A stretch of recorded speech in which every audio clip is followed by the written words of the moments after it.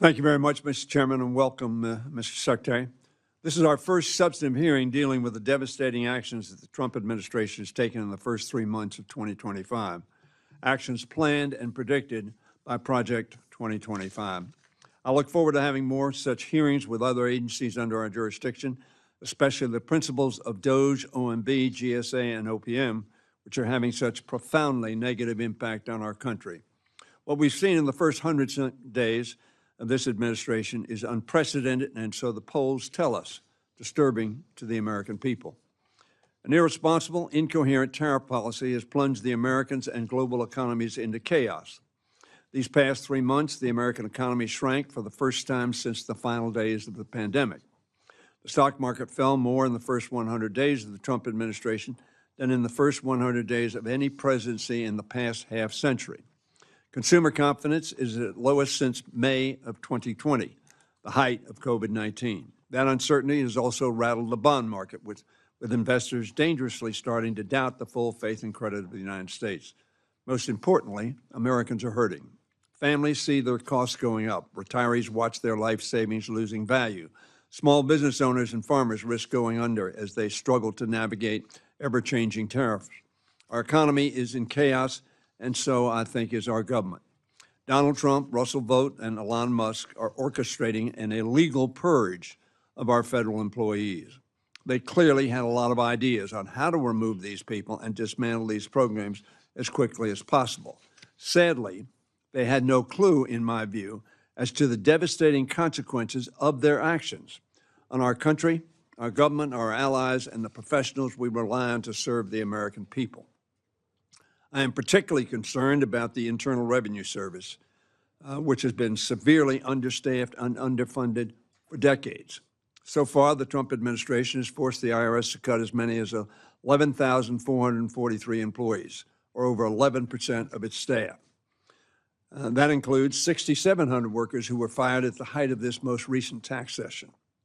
Now the administration is planning to reduce the IRS workforce, I understand, by another 40,000 jobs, or 40%. That includes up to half of the IRS enforcement staff. Additionally, Trump's 2026 budget cuts funding for the IRS by 20%. These actions at IRS, in my view, and every other government office, have bludgeoned morale, destroyed efficiency, and increased waste.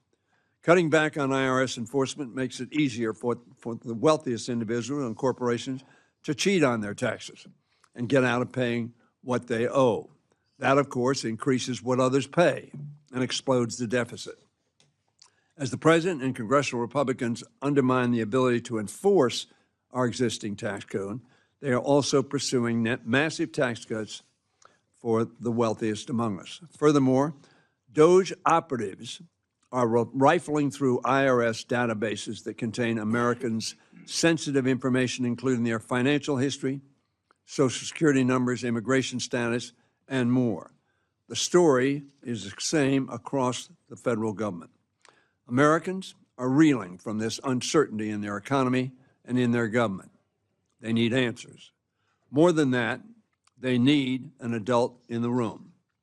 That is the role I hope the Treasury Department plays, and Mr. Secretary, in particular, yourself.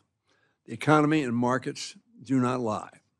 We all depend on the Treasury Secretary to communicate clearly and transparently to the President, the Congress, the American people, and indeed the world.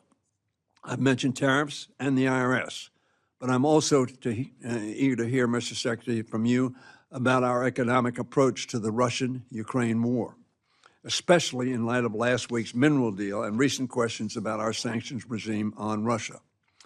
Former Secretary Mnuchin, whom I believe you know, sir, and I disagreed on some things, but we still found ways to work in a bipartisan fashion to inspire confidence in the economy. Mr. Secretary, I look forward to doing the same with you. Thank you, Mr. Chairman. Thank you, Mr. Hoyer. Today we welcome the testimony